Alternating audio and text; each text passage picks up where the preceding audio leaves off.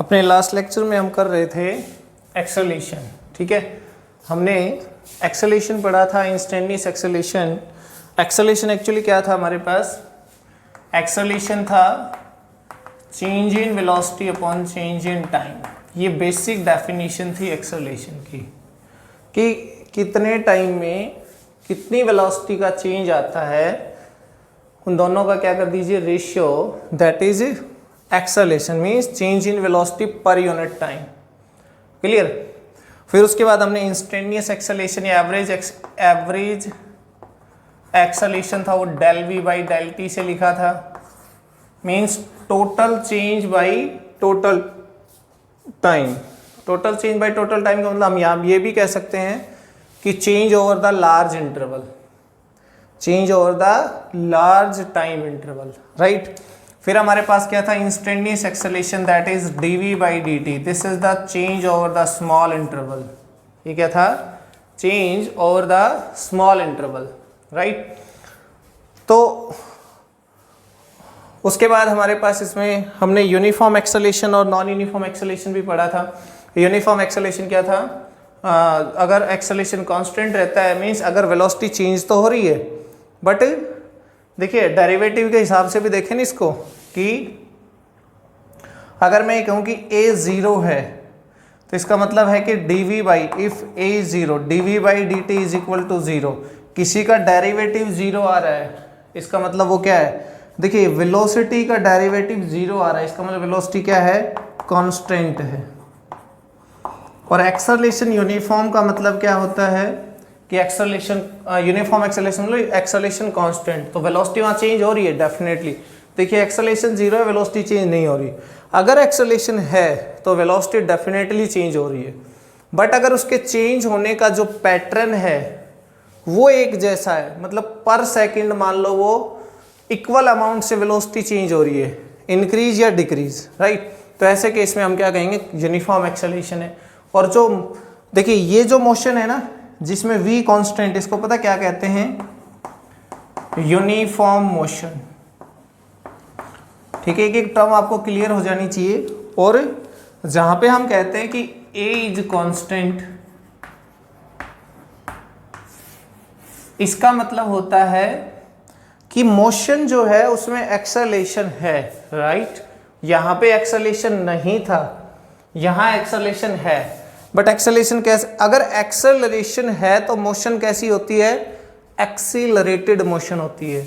But अगर acceleration constant है तो क्या बोलेंगे? यूनिफॉर्म या कांस्टेंट एक ही बात है, उसको बोलेंगे यूनिफॉर्मली एक्सीलरेटेड मोशन, राइट।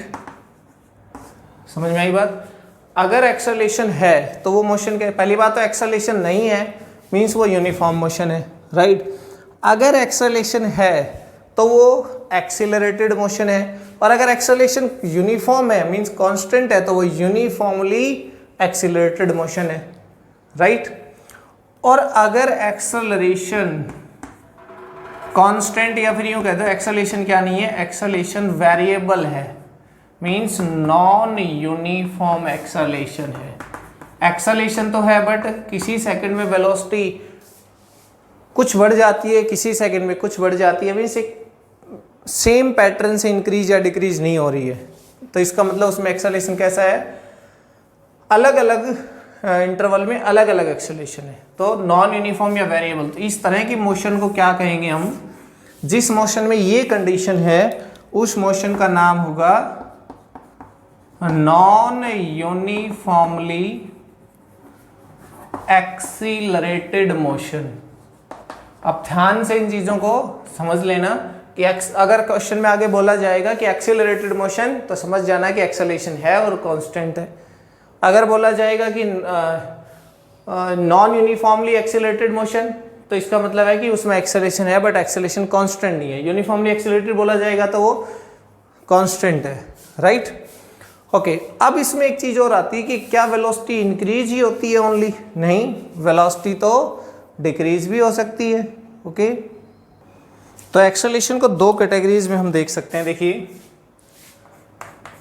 एक हमारे पास होता है पॉजिटिव एक्सेलरेशन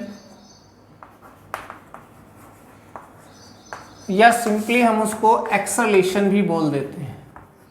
अगर बहुत ही ऑर्डिनरी वर्ड्स में अगर बोला जाए ना तो एक्सेलेरेशन, और साथ में जैसे एक्सेलेरेशन बोला, एक्सेलेरेशन 2 है भाई, एक्सेलेरेशन 2 होने का मतलब क्या है कि वो पॉजिटिव है, 2 मीटर पर सेकेंड स्क्वायर है, ठीक है।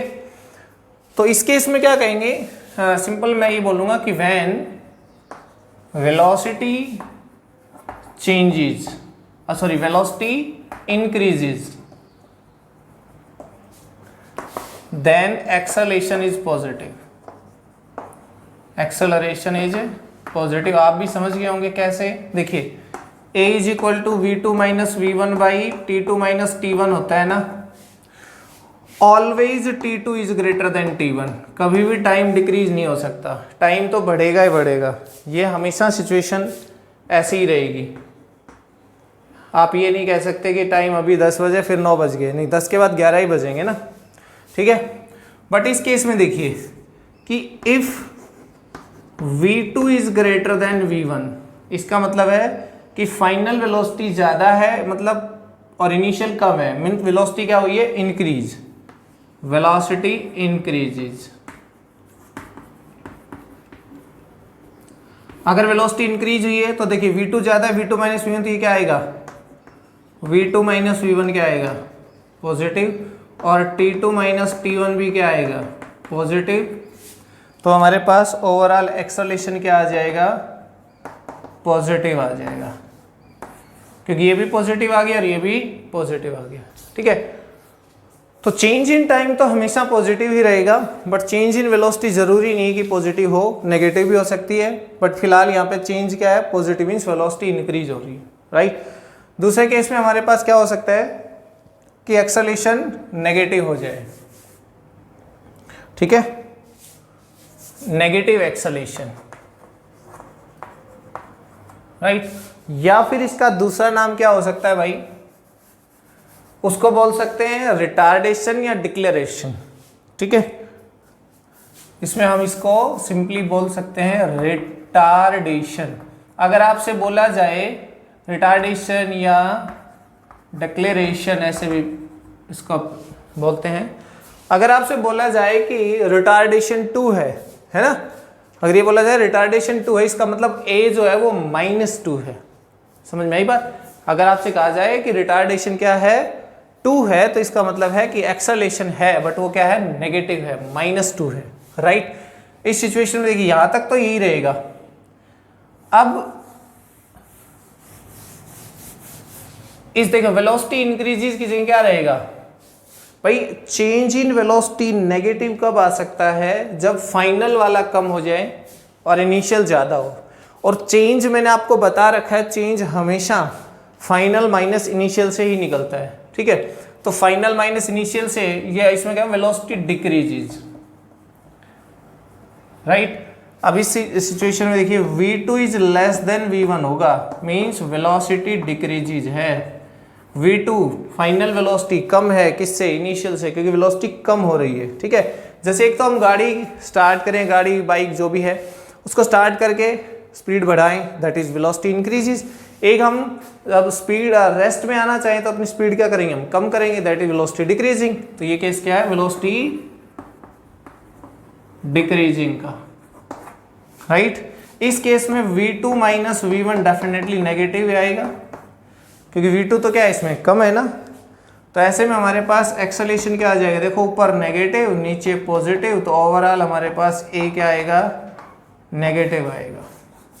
तो एक्सेलेरेशन पॉजिटिव और एक्सेलेरेशन नेगेटिव, दो तरह का एक्सेलेरेशन हो सकता है। अगर पॉजिटिव है तो स्पीड या वेलोसिटी इंक्रीज हो रही है, और अगर नेगेटिव है तो वेलोसिटी क्या हो रही है, डिक्रीज हो रही है, ओके। देखिए हम एक और एक्सेलेरेशन की बात करते हैं यहाँ पे, उसका नाम होता है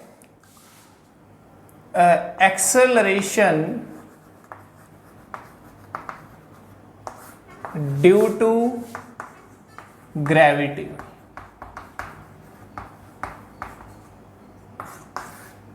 acceleration due to gravity, right. Means मैं आपको रिमाइंड करवा दूं, थोड़ा सा ज़्यादा नहीं, कि हमारे पास अर्थ सरफेस है, ठीक है, और अर्थ के ऊपर हर ऑब्जेक्ट अर्थ की तरफ अट्रैक्ट होता है, दैट इज ग्रेविटेशन। अगर कोई ऑब्जेक्ट है जिसके ऊपर क्या लगता है भाई, फोर्स लगता है, ठीक है। अगर फोर्स लगता है तो हमने मोशन में स्टार्ट में पढ़ा था क्या, कि भाई अगर हमारे पास कोई ऑब्जेक्ट यूनिफॉर्म मोशन में है तो उस पर नेट फोर्स क्या होता है, 0 है। गैलीलियो का जो हमारे पास होता है एक्सपेरिमेंट, वो क्या बोलता है, वो एक्सपेरिमेंट कुछ ऐसे था कि एक इंक्लाइंड प्लेन है ये, एक दूसरा प्लेन, ठीक है, इसका हाइट h, ये भी h है, यहाँ से एक बॉल ड्रॉप किया और ये बॉल वापिस यहाँ पहुँच जाता है, यहाँ से होता हुआ। कंडीशन ये है कि ये फ्रिक्शन लेस है, ये प्लेन कैसा है, फ्रिक्शन लेस है, मीन्स यहाँ कोई फोर्स नहीं लग रहा इसके ऊपर रोल या स्लाइड करने से, राइट। तो जितनी हाइट से आया उतनी हाइट पे वापस। उसके बाद हमने क्या कर दिया, उस प्लेन को वहीं रखा और इस प्लेन का एंगल थोड़ा सा चेंज कर दिया और इस हाइट पे h पे ही रहे हम यहाँ पे। ये ऑब्जेक्ट यहाँ से चल के फिर यहाँ पहुँच जाएगा, रास्ता ज़्यादा ट्रेवल किया देख लीजिए चाहे, बट हाइट उसी पे पहुँच गया। उसी हाइट पे पहुँचने का मतलब है कि जितनी एनर्जी से ये यहाँ से चला था ना नीचे की तरफ, यहाँ आते आते इसने सारी एनर्जी चेंज हो गई है इसकी। मतलब हम आगे चल के पढ़ेंगे इसको, पोटेंशियल एनर्जी है ये अब किस में कन्वर्ट हो गई, काइनेटिक एनर्जी में। तो ये यहाँ से यहाँ पहुँचा, दूसरे केस में यहाँ से उसी हाइट पे पहुँच गया। फिर थोड़ा सा और अगर हम इसको ऐसे कर लें, ठीक है, तो h हाइट आते आते तो बहुत आगे चला जाएगा। और अगर ये बिल्कुल ही फ्लैट हो गया तो इसका मतलब यहाँ से चली हुई ये चीज़ अगर ये फ्रिक्शन लेस है तो कभी रुकेगी ही नहीं, है ना। लेकिन यहाँ से यहाँ तक आते आते इसकी स्पीड बढ़ेगी। क्यों बढ़ेगी, क्योंकि अर्थ सरफेस है हमारा और अर्थ हर ऑब्जेक्ट को अपनी तरफ खींचती है। इससे आगे ना ये कांस्टेंट स्पीड से चलता जाएगा। क्यों, क्योंकि अब इस पे कोई फोर्स ही नहीं लग रहा। जिस पे कोई फोर्स नहीं लगता, एक्सटर्नल नेट फोर्स 0 है, तो उस सिचुएशन में उसमें एक्सेलेरेशन नहीं होता, ठीक है। जब एक्सेलेरेशन नहीं होता तो वेलोसिटी क्या रहती है, कांस्टेंट रहती है। ये कहीं रुकेगा ही नहीं। अगर ये यहाँ से चल के इस फ्लैट सरफेस पे दौड़ने लगा ना तो कहीं नहीं रुकेगा। क्यों, क्योंकि रोकने के लिए चाहिए फोर्स, और फोर्स तो इस पे लग ही नहीं रहा। समझ में आई बात। तो ये गैलीलियो का एक्सपेरिमेंट था। तो यहां से एक चीज तो ये क्लियर कर सकते हैं हम कि अगर ये ऊपर से नीचे आया है, पहले वेलोसिटी 0 थी, अब वेलोसिटी बढ़ गई, यहाँ आते वेलोसिटी बढ़ी, यहां से यहां तक आते आते, इसका मतलब क्या है कि इस पे कहीं ना कहीं फोर्स लगा है, तभी तो इसमें एक्सेलेरेशन आया होगा, तभी तो वेलोसिटी बढ़ी होगी। और एक्सेलेरेशन किस वजह से आया, एक्सेलेरेशन ड्यू टू ग्रेविटी की वजह से आया। तो हर ऑब्जेक्ट, जैसे कोई भी ऑब्जेक्ट यहाँ है वो नीचे की तरफ आएगा, कोई भी ऑब्जेक्ट इधर वो अर्थ के सेंटर की तरफ आएगा। हर ऑब्जेक्ट अर्थ के सेंटर की तरफ आता है, कहीं भी हो, चाहे वो अर्थ क्या लगा रही है, उसके ऊपर फोर्स लगाती है, ठीक है। That is known as gravitational force. अगर कोई भी ऑब्जेक्ट पे फोर्स लगता है तो उसमें एक्सेलेरेशन तो होगा, नेट फोर्स लगता है तो ये जो इस ऑब्जेक्ट में या इसमें किसी में भी ये ऑब्जेक्ट जो ऊपर से नीचे गिर रहा है, हम ऐसे एक चीज़ छोड़ दें ऊपर से नीचे जाएगा तो इसकी स्पीड बढ़ती जाती है, नीचे की तरफ जितना जाएगा ना वेलोसिटी इंक्रीज होती जाएगी, और वेलोसिटी इंक्रीज हो रही, इसका मतलब इसमें एक्सेलेरेशन है। तो एक्सेलेरेशन कितना है, that is known as acceleration due to gravity. बात को समझ में आई। आप देखिए किसी कम हाइट से इस ऑब्जेक्ट को छोड़िए, आप नीचे जब ये नीचे टकराएगा सरफेस पे तो आप देखें कुछ वेलोसिटी इसके पास है, फिलहाल 0 थी, फिर नीचे टकराया, फिर आपने इसी को किसी और ज़्यादा हाइट से छोड़ा तो पता चला कि अब जब टकराया नीचे तो ज़्यादा वेलोसिटी से टकराया, है ना। ज़्यादा वेलोसिटी किसका मतलब ये कि ये ज़्यादा देर तक मोशन में रहा, ज़्यादा देर तक एक्सेलरेट होता रहा। अब वो एक्सेलरेट क्यों हुआ, क्योंकि उसके ऊपर कोई फोर्स लगा होगा। फोर्स किसने लगाया, अर्थ ने उसको अपनी तरफ अट्रैक्ट किया, राइट। अर्थ उसको अपनी तरफ अट्रैक्ट करिए, उस पर फोर्स लगा रही है। अगर फोर्स लगा रही है तो डेफिनेटली उस पर क्या होगा, एक्सेलेरेशन होगा, और that acceleration is known as acceleration due to gravity. एक चीज और है इसके अंदर, छोटा सा कंसेप्ट, इसको बताने से पहले मैं आपको बताऊं, free falling of a body. Free falling of a body, free falling of a body का मतलब होता है कि ये ऑब्जेक्ट जो है ना, मैंने ऐसे छोड़ने की बात की है, ये ऐसे यहाँ से, या मैंने ऐसे पकड़ रखा था इसको फिर छोड़ दिया, तो ये जब ये अब ये ऊपर से नीचे गिरेगा, ये सारी मोशन किसके अंडर होगी? Under the action of this gravitational force of earth. Freely ऊपर से नीचे गिर रहा है, दैट इज फ्री फॉल। कि when a body falls freely under the influence of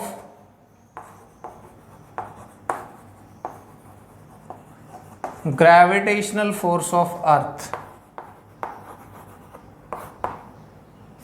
right? उसको हम क्या बोलते हैं? Free falling of a body, कि ऑब्जेक्ट जो है फ्रीली फॉल कर रहा है ऊपर से नीचे, ठीक है। और एक्सेलेरेशन ड्यू टू ग्रेविटी क्या होगा फिर? फ्री फॉलिंग बॉडी के अंदर जो एक्सेलेरेशन प्रोड्यूस होगा उसको क्या बोलते हैं? एक्सेलेरेशन ड्यू टू ग्रेविटी बोलेंगे हम, ठीक है। देखिए, acceleration produced in a free falling body above या from some height above the earth surface, free falling body from some height above the earth surface, किसी हाइट से, अर्थ सरफेस के ऊपर किसी हाइट से अगर कोई ऑब्जेक्ट ऊपर गिर रहा है तो उसमें जो एक्सेलेरेशन प्रोड्यूस होगा that is known as acceleration due to gravity.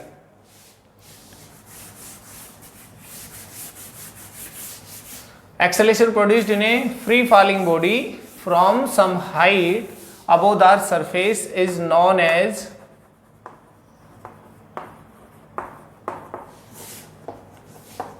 Acceleration due to gravity. 9th class वालों के लिए तो ये ग्रेविटेशन हम अच्छे से पढ़ेंगे, आगे चल के अपना चैप्टर आएगा। लेकिन 11th वाले जो स्टूडेंट्स हैं उनको ये पता होगा क्योंकि वो पढ़ चुके हैं थोड़ा बहुत। अगर 8th में पढ़ा होगा, 8th क्लास में 9th वालों ने, तो रिमाइंड हो रहा होगा कुछ ऐसा हमने कि ऊपर से किसी ऑब्जेक्ट को गिराओगे, मतलब ड्रॉप करना है, जस्ट ओनली ड्रॉप, ठीक है। ड्रॉप करते ही यहाँ नहीं रुकेगा, हमने प्रैक्टिकली देखा हुआ है, नीचे गिरेगा और जितना नीचे गिरते जाएगा उतनी स्पीड बढ़ती जाएगी। स्पीड बढ़ रही है, इसका मतलब क्या है? उसके अंदर एक्सेलरेशन है। एक्सेलरेशन है तो वो एक्सेलरेशन कितना है? उसी एक्सेलरेशन का नाम होता है acceleration due to gravity, right. तो this is denoted by small g, denoted by small g, standard symbol है। And its value on earth surface is given by g equal to 9.8 meter per second square, or in round figure we can take this 10 meter per second square.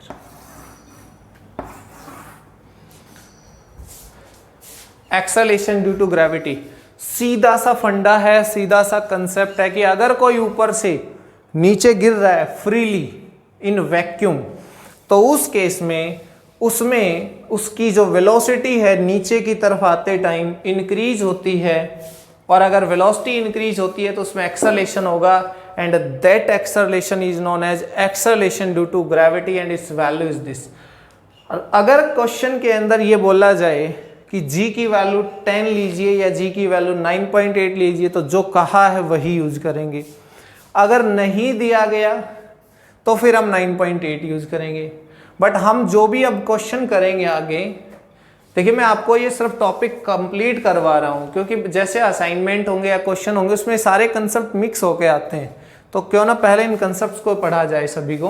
तो इसलिए हम इस chapter का जो भी topics हैं उनको कंप्लीट पढ़ लेंगे पहले, फिर इसके न्यूमेरिकल्स के लेक्चर पे चलेंगे हम। कई सारे न्यूमेरिकल लेक्चर हमें करने हैं इसके, ठीक है। तो अगर आपको हम इसमें जो क्वेश्चन करेंगे तो ऑलमोस्ट हम 10 का यूज कर लेंगे, जैसे कुछ स्टैंडर्ड न्यूमेरिकल्स में ताकि कैलकुलेशन इजी हो जाए उससे, ठीक है।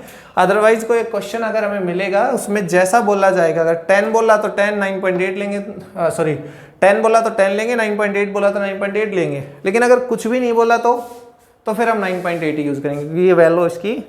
और हाँ, जी जो है ये अर्थ सरफेस से दूर जाएंगे तो चेंज होता है, अर्थ सरफेस के अंदर घुस जाएंगे डेप्थ में तब भी चेंज होता है। बट इस चैप्टर में ऐसा कुछ भी नहीं पढ़ने वाले कि जी की वैल्यू कैसे चेंज होगी, वो हम ग्रेविटेशन में पढ़ेंगे।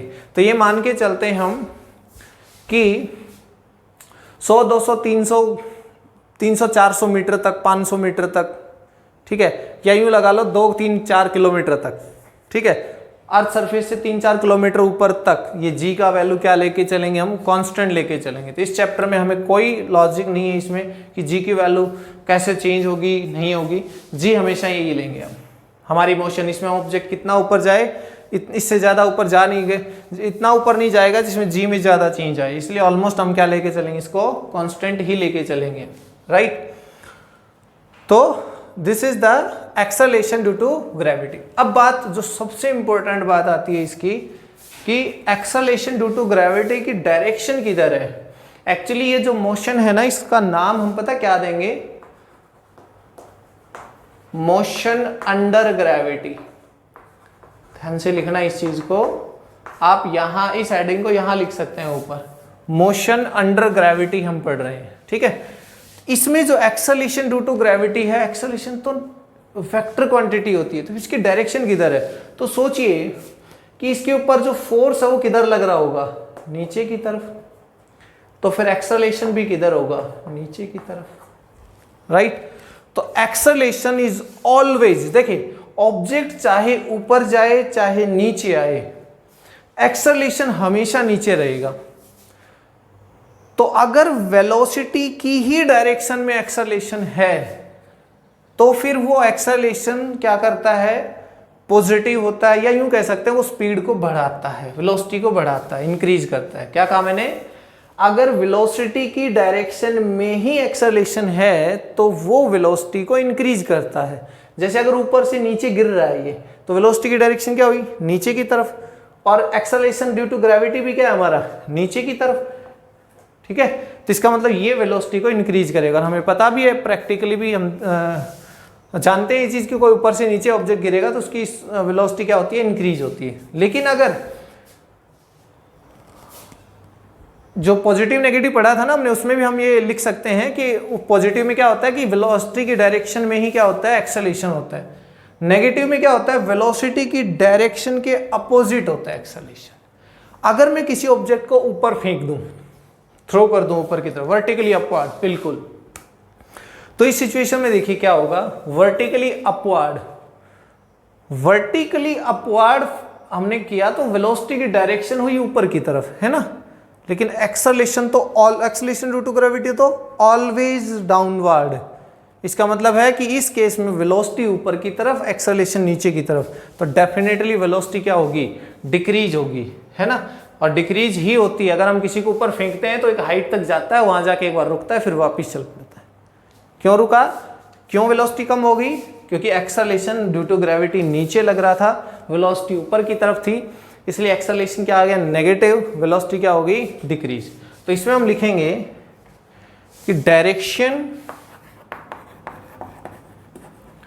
ऑफ, अच्छा एक बात और है कि मैं सिर्फ ये बता रहा हूं कि इसकी डायरेक्शन नीचे की तरफ है, आप इसको पॉजिटिव लेंगे कि नेगेटिव लेंगे वो आपके साइन कन्वेंशन क्या डिसाइड करते हैं उसके अकॉर्डिंग, जब हम आपको क्वेश्चन करवाएंगे ना तब बताएंगे अच्छे से कि साइन कन्वेंशन कैसे डिसाइड करने। बट हाँ, डायरेक्शन नीचे की तरफ रहेगी। अब आप नीचे वालों को पॉजिटिव ले रहे हैं तो इसको पॉजिटिव लोगे, अगर आप नीचे वाले को नेगेटिव ले रहे हैं इस तरफ वाली डायरेक्शन को, तो आप इसको भी नेगेटिव लेंगे। तो direction of acceleration due to gravity is always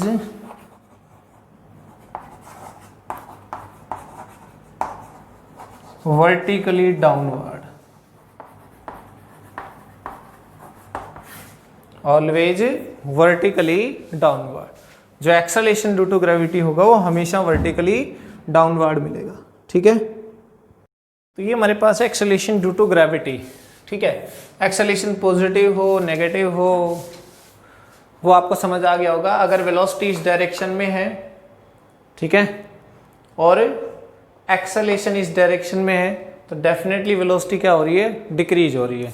ठीक है, इसके बहुत सारे एग्जांपल्स आएंगे, न्यूमेरिकल्स हमारे पास आएंगे। ठीक है, अगर कोई ऑब्जेक्ट मोशन में हो, इधर आ रहा हो, हम उसको ऐसे फोर्स लगाएं तो डेफिनेटली उसकी स्पीड क्या हो रही है, कम। लेकिन इधर फोर्स लगाने का मतलब क्या है, हमारा एक्सेलेरेशन इधर है और वेलोसिटी इधर है, तो डेफिनेटली एक्सेलेरेशन क्या हो गया, नेगेटिव। रिटार्डिंग मोशन हम उसको बोलेंगे, क्या बोलेंगे उसको, रिटार्डेड मोशन बोलेंगे।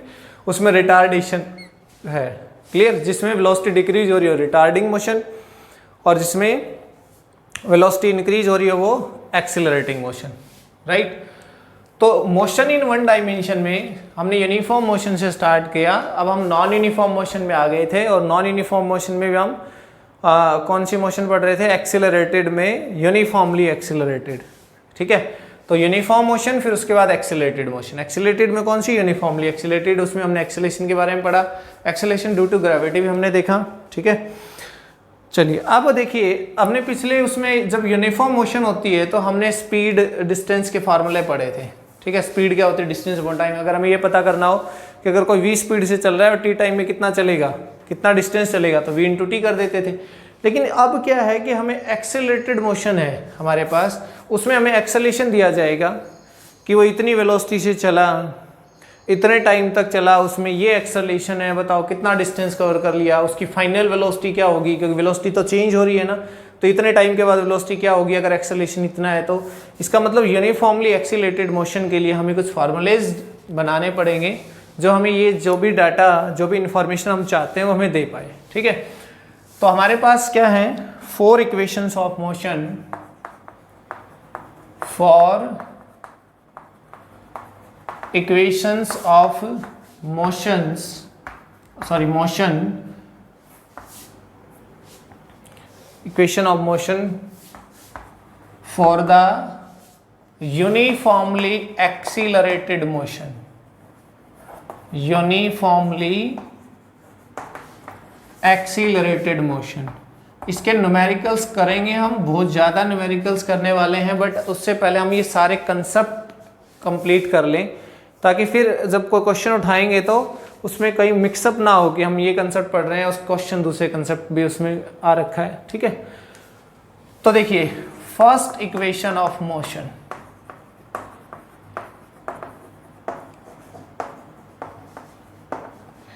वो होती है v is equal to u plus a T.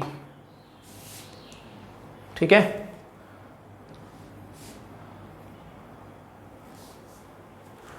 v is equal to u plus a t. इन सिंबल्स को बताएंगे। देखो मैं साथ साथ ना इसमें एक टेबल और बनाते हुए चलूंगा, किसके लिए, मोशन अंडर ग्रेविटी के लिए। वो भी तो एक्सीलरेटेड मोशन ही है यूनिफॉर्मली। देखिए वो g की वैल्यू कांस्टेंट है ना उसमें, तो इसका मतलब वो भी यूनिफॉर्मली एक्सीलरेटेड मोशन ही है।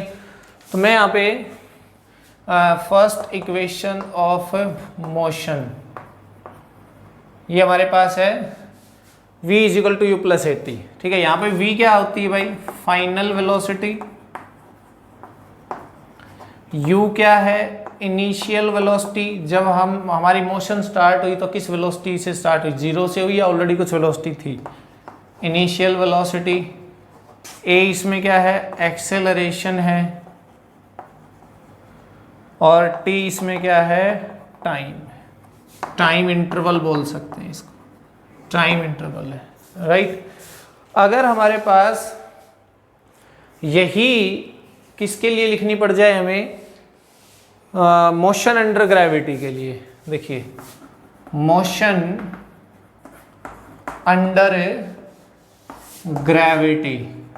मोशन अंडर ग्रेविटी में 2 तरह की मोशन होती है भाई, एक डाउनवर्ड मोशन और एक अपवर्ड। एक तो हम किसी को ऊपर से छोड़ दें तो नीचे आके गिरेगा, किसी को नीचे से ऊपर फेंक दें हम। ठीक है, तो दोनों को देखिए,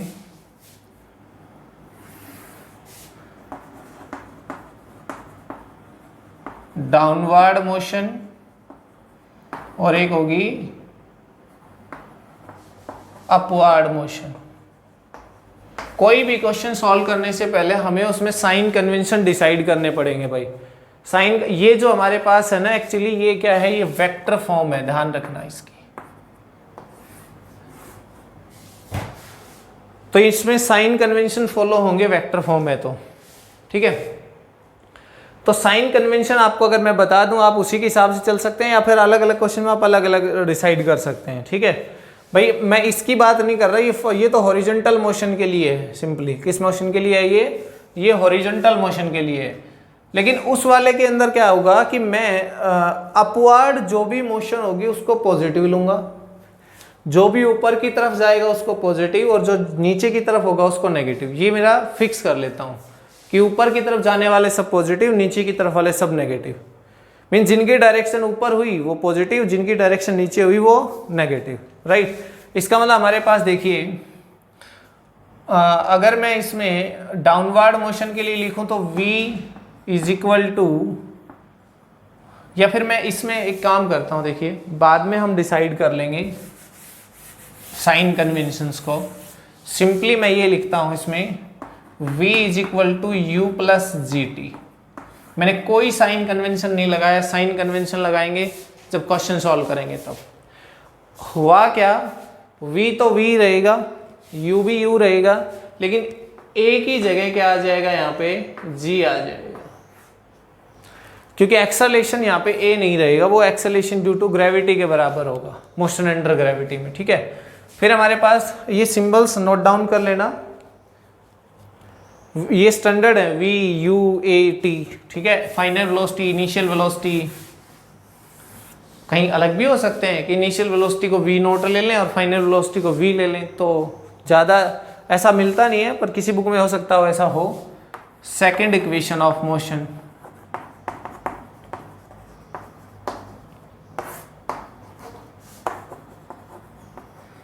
वो होती है हमारे पास s is equal to u t plus half a t square.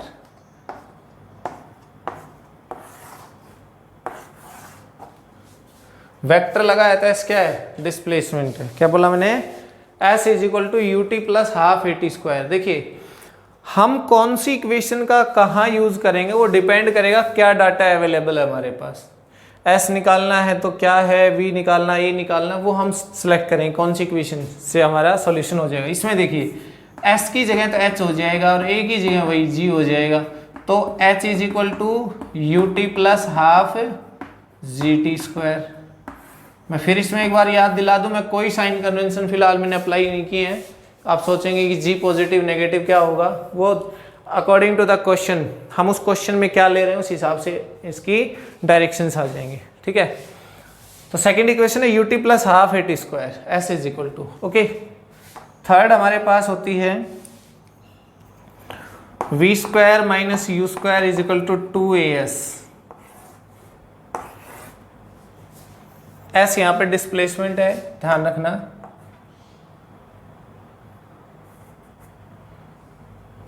ठीक है, इसको भी वेक्टर फॉर्म में लिखा जा सकता है, v dot v is equal minus u dot u करके भी हम ऐसे लिख सकते हैं इसको वेक्टर फॉर्म में भी। देखिए इस वाले में ना ये वेक्टर हमने लगा दिया, यहाँ पे डायरेक्ट वेक्टर नहीं लग सकता ना, यहाँ पे स्क्वायर नहीं होता वेक्टर का, तो ये ऐसे हो जाएगा v dot v minus u dot u dot product कर रहा हूँ मैं, v डॉट वी क्या आएगा, v स्क्वायर आएगा, self dot product you dot you क्या आएगा, u स्क्वायर आएगा, 2a डॉट s। ये वेक्टर फॉर्म है इसकी। देखिए वेक्टर ना लगाओ तो स्केलर फॉर्म है, नहीं है वेक्टर लगा दिया तो ये वेक्टर फॉर्म होगी। इस वाले में सीधा वेक्टर लगेगा, नहीं तो ये वाली फॉर्म लिख दी हमने, ठीक है। तो इस वाले में ये थर्ड क्या हो जाएगा हमारे पास, v square minus u square is equal to 2gh, a की जगह g आ गया, s की जगह h आ गया। h का मतलब यहाँ पे क्या है, हाइट, कितना ऊपर गया, कितना ऊपर से नीचे आया है, वहाँ पे कितना आगे चला, ऐसे s हॉरिजॉन्टल डिस्टेंस, तो इसमें ऊपर नीचे मोशन वर्टिकल, तो उसमें हाइट लेते हैं हम, ठीक है। तो ये थर्ड। एक इसमें होती है फोर्थ इक्वेशन ऑफ मोशन भी, ठीक है। फोर्थ इक्वेशन ऑफ मोशन, और देखिए फोर्थ इक्वेशन हमारे पास इसमें होती है s nth is equal to u plus a by 2 into 2n minus 1 by. सोच रहे होंगे एस एनथ का मतलब क्या है, ठीक है, एस एनथ भी समझाएंगे हम। अच्छे से आगे। ऐसा न है किसी पर्टिकुलर सेकंड में कितना चला। भाई मैं कह दूं कि मोशन है 0 से 10 सेकंड तक की, 10 सेकंड तक ये चलता है, और ये वाला एक्सेलरेशन है, तो मैं आपसे पूछ बैठूंगी बताइए सिक्स्थ, छठे सेकंड में, सेवंथ, सातवें सेकंड में कितना चला। That is distance displacement in nth second, right. u plus a, ये आपको पता ही है। n क्या है, ये वो है, जैसे सेवंथ सेकंड तो n की वैल्यू 7, सिक्स्थ सेकंड में पूछा जाए तो n की वैल्यू क्या है, 6 है, फिफ्थ सेकंड में तो n की वैल्यू 5 है। वेक्टर फॉर्म ऐसे हो सकती है इसकी, वेक्टर u पे vector plus a vector by 2 to n minus 1,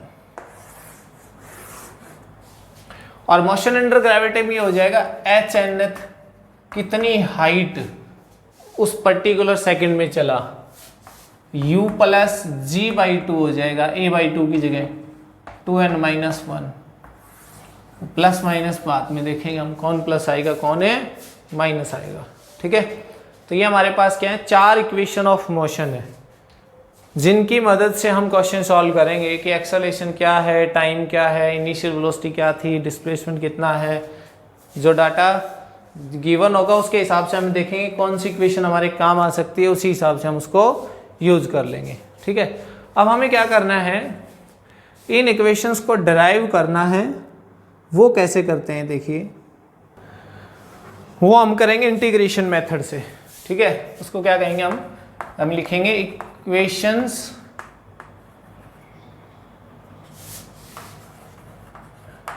derivation of equations of motion using calculus method. आगे चल के हम ग्राफिकल मेथड से भी इन इक्वेशंस को सॉल्व करेंगे, ठीक है।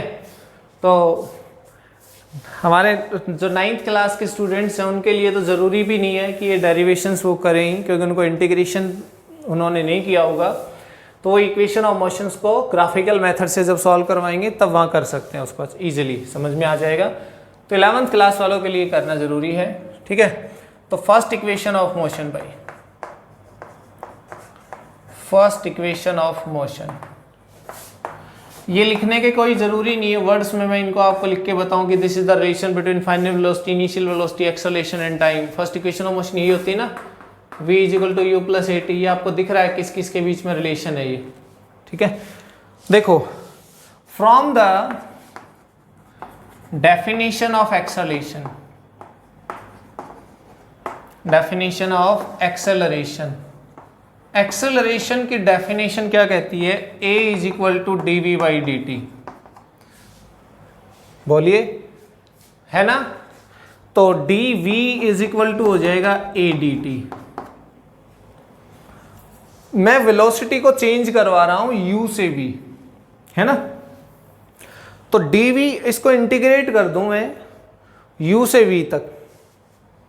dv तो बहुत स्मॉल वेलोसिटी है ना, बट मुझे स्मॉल थोड़ी चाहिए, मुझे चाहिए जब वेलोसिटी u थी और उसके बाद v हो जाए तब तक।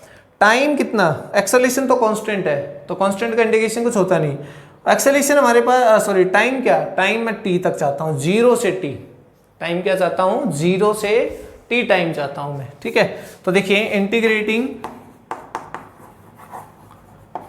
Integrating this equation from v is equal to u to v is equal to v and t is equal to 0 to t is equal to t। 0 से t टाइम और u से v वेलोसिटी तक इसको integrate करते हैं। देखिए dv initial velocity, देखिए जहाँ से स्टार्ट होते हैं वो लिमिट यहाँ होती है, फाइनल यहाँ। इंटीग्रेशन पढ़ा है आपने, a कांस्टेंट है, dt वेरिएबल है 0 से t। इनडेफिनेट इंटीग्रल है या डेफिनेट, आप देखिए इसको, जब लिमिट हमें मिली हुई है तो ये डेफिनेट इंटीग्रल है ना। dv का इंटीग्रेशन हो जाएगा v, u से v is equal to a, dt का हो जाएगा t 0 से t।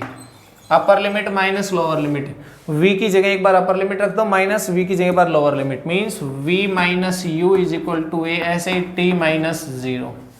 ये हो जाएगा v minus u is equal to a t. इसका मतलब v is equal to u plus a t. u इधर जाके क्या हो गया प्लस का। तो हमने first equation of motion drive कर दी किसकी मदद से, कैलकुलस मेथड की हेल्प से। फर्स्ट इक्वेशन ऑफ मोशन को हमने ड्राइव कर दिया है, ठीक है। नेक्स्ट है सेकंड इक्वेशन ऑफ मोशन। देखिए भाई ये सेकंड इक्वेशन ऑफ मोशन होती है, इसमें किसकी डेफिनेशन, देखिए हमें इसमें याद रखना पड़ेगा कि हम एक्सेलरेशन की डेफिनेशन यूज करके first equation of motion drive कर सकते हैं। सेकंड इक्वेशन ऑफ मोशन के लिए डिस्प्लेसमेंट आ रहा है, तो डिस्प्लेसमेंट डेफिनेशन फ्रॉम मतलब डेफिनेशन किसकी यूज करेंगे, डिस्प्लेसमेंट के वेलोसिटी में आता है, from the definition of velocity v is equal to d x by d t होती है, v is equal to d x by d t. तो dx क्या हो जाएगा v dt, है ना। From first equation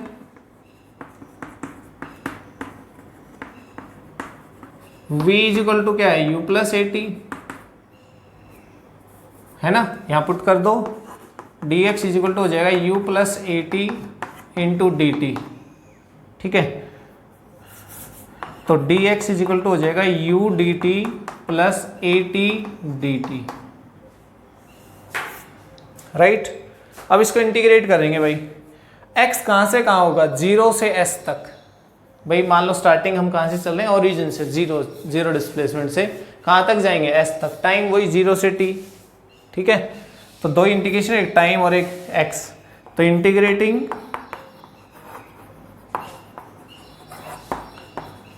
above equation from x equal to 0 to x is equal to s and t is equal to 0 to t is equal to t।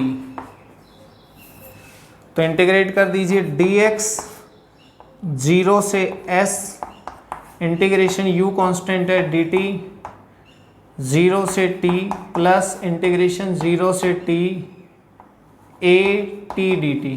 a तो constant है बाहर, t तो variable है यहाँ पे, dt है ना उसी टाइम के रिस्पेक्ट में है, तो t तो वेरिएबल हो गया।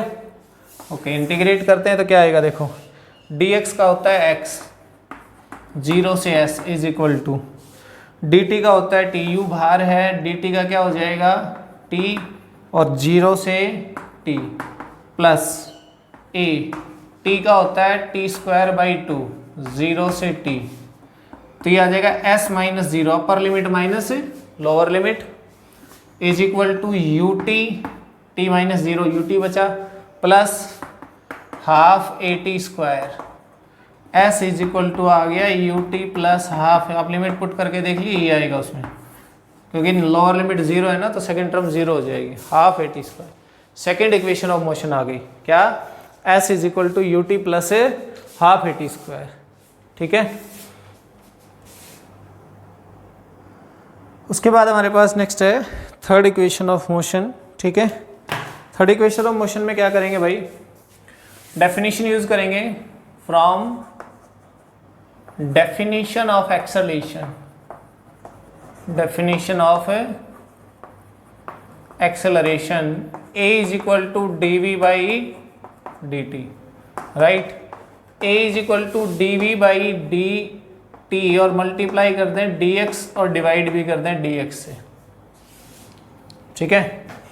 तो a आ जाएगा हमारे पास, देखो dv by dx, dx by dt कर देता हूं, तो dx by dt and dv by dx, ये ठीक है। dx बाई dt क्या होता है v और dv बाई dx, ये वाला तो v हो गया, तो ये dx इधर ले आते हैं और v dv है। तो ये स्टेप ध्यान रखना है इसमें हमें कि हम डेफिनेशन एक्सेलरेशन की यूज करेंगे, फिर यहाँ से dx और dx से मल्टीप्लाई डिवाइड कर देंगे, फिर ये फॉर्म बना लेंगे। ये बनने के बाद इसको इंटीग्रेट करेंगे। देखिए डिस्प्लेसमेंट तो कहाँ से कहाँ तक, 0 से s तक जाएगी। वेलोसिटी कहाँ है, इनिशियल वेलोसिटी u से फाइनल वेलोसिटी v तक जाएगी। तो integrating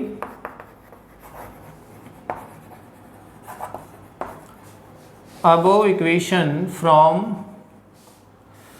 x equal to 0 to x is equal to s and v is equal to u to v is equal to v. इन लिमिट्स में इंटीग्रेट करते हैं इसको। देखिए a कांस्टेंट है, dx 0 to s is equal to v variable है u to v। ये limit हो जाएंगी ना इसकी।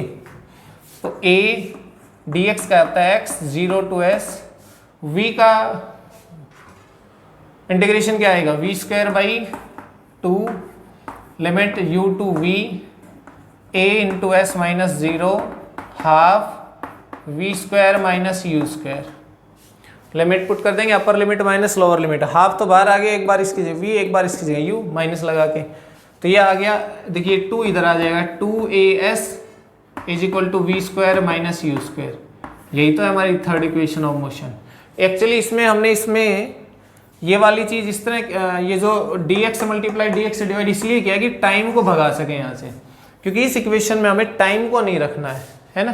तो टाइम को एलिमिनेट करने के लिए हमने ये प्रोसीजर किया और हमने टाइम को एलिमिनेट कर दिया।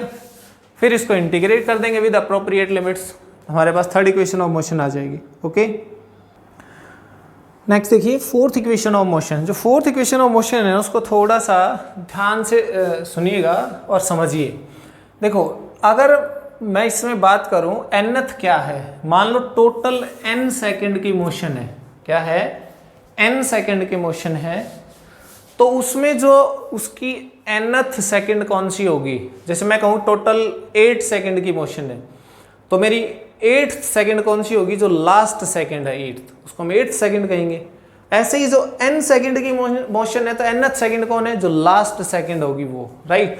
उसमें कितना चला वो निकालना है। तो एक्चुअली ये 1 सेकंड में चलने का है ना, तो मैं इसको देखिए यूजिंग डेफिनेशन ऑफ वेलोसिटी, जो सेकंड इक्वेशन की थी ना हमने, सेम वही है। v is equal to d x by d t कर देंगे इसको, ठीक है। और यहाँ से dx इज इक्वल टू क्या आ जाएगा, v dt आ जाएगा।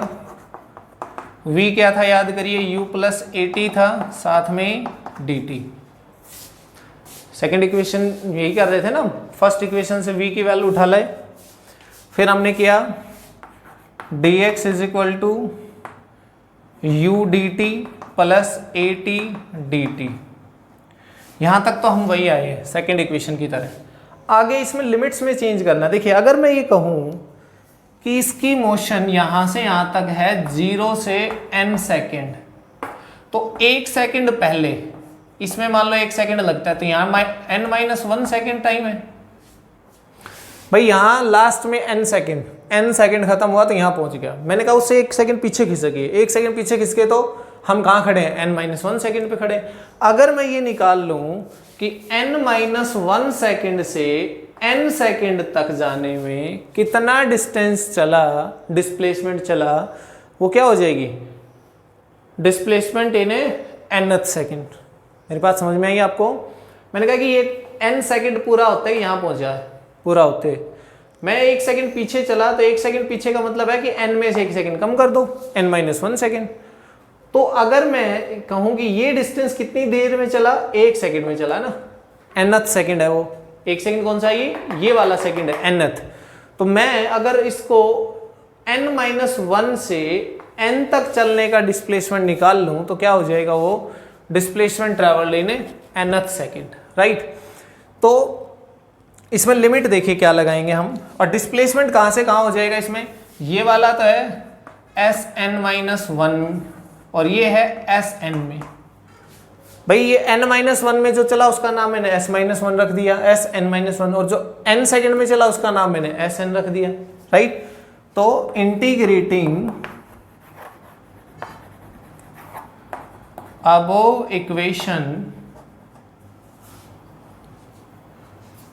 फ्रॉम x इक्वल टू, कहाँ से, Sn-1 to x equal to Sn। भाई x में कितना चलेगा, x में चलेगा वो Sn-1 में जितना चल गया वहां से लेके और Sn तक।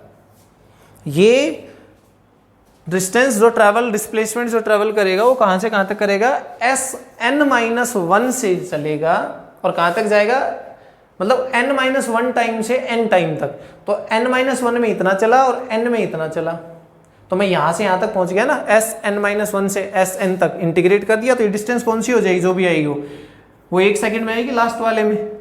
एंड टाइम लिमिट देखिए, t is equal to n-1 to t is equal to n, n-1 से टाइम लेंगे और n तक जाएंगे, ठीक है। तो dx integration Sn-1 to Sn is equal to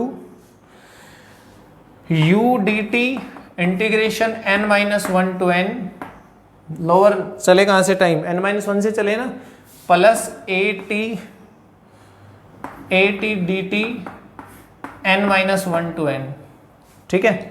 तो ये आ जाएगा इसका इंटीग्रेशन x आ गया dx का Sn-1 to Sn is equal to u constant dt का t आ गया n-1 to n plus a constant इसका आ गया t square by 2 integration n-1 to n।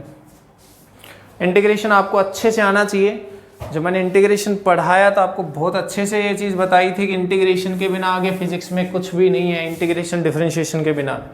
जो बेसिक मैथमेटिक्स में हमने इतने दिन लगाए थे वो इसीलिए लगाए थे कि यहाँ बार बार मैं आपको समझाऊंगा नहीं कि ये t स्क्वायर बाई 2 कहाँ से आ गया, t कहाँ से आ गया। क्लियर? अगर नहीं समझ में आ रहा है तो पीछे जाइए, वापस से डिफरेंशिएशन इंटीग्रेशन के लेक्चर्स को फिर देखिए, फिर समझने की कोशिश करिए, फिर आपको ये आ जाएगा, पता चलेगा ये कैसे आया, ठीक है। t आ गया Sn-1, ये है n सेकंड में डिस्प्लेसमेंट, ये है n-1 में, तो दोनों में n में से n-1 वाली सब्ट्रैक्ट कर दें तो क्या बचेगी, लास्ट nth सेकंड में कितना चला वो बचेगी ना, u upper limit n minus lower limit n-1, upper limit minus lower limit ही करेंगे ना, और a बाई 2 देखो प्लस a बाई 2 बाहर, ये 2 तो कांस्टेंट है बाहर आ जाएगा, लिमिट करेंगे सॉरी t स्क्वायर की जगह बाहर आ जाएगा n स्क्वायर माइनस n-1 का स्क्वायर, अपर लिमिट माइनस लोअर लिमिट, इसको कह देंगे Snth। Sn का मतलब है कि टोटल n सेकंड में कितना चला, Sn-1 का मतलब है n-1 में कितना चला। जैसे टोटल मोशन 10 सेकंड की है तो मैं कहूँ 10 सेकंड में चला 50 मीटर और 9 सेकंड में चला 40 मीटर, तो आप कहेंगे कि S10 माइनस S9 है ना भाई, 10 सेकंड में चला 50 और 9 सेकंड में चला 40, तो लास्ट 50 माइनस 40 तो कितना बचा 10, लास्ट सेकंड में कितना चला 10 चला ना भाई, टोटल वो 10 सेकंड की मोशन है, 10 सेकंड में 50 मीटर चल गया, ओके डन। फिर हमने कहा कि नहीं 9 सेकंड में वो 40 चल गया था, तो 9 सेकंड में 40 चला, तो बताइए लास्ट सेकंड में कितना चला, 10 चला। कैसे निकालेंगे, 50 10 में चला वो माइनस जो 9 में चला वो आपके पास आ जाएगा लास्ट सेकंड में 10वें सेकंड में क्या चला। तो जैसे ये n में चला इतना, n-1 में इतना, तो nth में कितना चला, nth में, तो इसको इससे सब्ट्रैक्ट कर दी तो Snth आ जाएगा, ठीक है। देखिए u ये n है, ये माइनस n है, ये प्लस 1 हो जाएगा, तो मैं इसको n से n कैंसिल आउट हो जाएंगे, ठीक है। तो u आ गया, अंदर क्या बचा, अंदर तो 1 बचा ना, plus a by 2 n square minus, ये देखिए n स्क्वायर प्लस 1 आएगा, मैं माइनस 1 कर देता हूं, क्यों, क्योंकि बाहर का माइनस अंदर जाएगा, फिर वो क्या आएगा माइनस 2n आता, तो उसको प्लस 2n कर देता हूं, ठीक है। n स्क्वायर से n स्क्वायर कट जाएगा, प्लस क्यों कर दिया पता है ना, बाहर माइनस था, तो Snth क्या आ गया, u प्लस a बाई 2, अंदर है देखो 2n माइनस 1, ये है fourth equation of motion. Clear? ये हमें बताएगा कि किसी पर्टिकुलर सेकंड में कितना चला। अब कोई भी मोशन हो, उसमें क्या 6th सेकंड में कितना चला, तो n की जगह 6 पुट करिए, 5th में तो n की जगह 5 पुट करिए, ठीक है। तो ये equation of motion 9th class वालों के लिए तो भाई डेरिवेशन जरूरी नहीं है, बट ये 4 की 4 इक्वेशन को अच्छे से याद होनी चाहिए कि क्या है ये इक्वेशन। इनके डेरिवेशन जरूर वो कर पाएंगे जब हम ग्राफ समझाएंगे और ग्राफिकल मेथड से इन इक्वेशंस को फिर से ड्राइव करेंगे, ठीक है, तब वहां पे आपको क्लियर हो जाएगा कि कैसे ड्राइव होती हैं वो। लेकिन इस मेथड से आप ना करें। अगर आप इंटीग्रेशन कर चुके हैं तब आप कर सकते हैं, कोई दिक्कत नहीं है। इंटीग्रेशन नहीं किया तो आपको ज़रूरत नहीं है, बट आपको रिक्वायरमेंट भी नहीं है इनके डेरिवेशन की। आप इनको इक्वेशंस को याद रखिए कि 4 इक्वेशंस कौन सी हैं, क्योंकि ये न्यूमेरिकल्स में यूज़ होने वाली। 11th क्लास वाले इनको ड्राइव करें अच्छे से, समझें इनको कि कैसे हम इनको ड्राइव कर सकते हैं। ओके।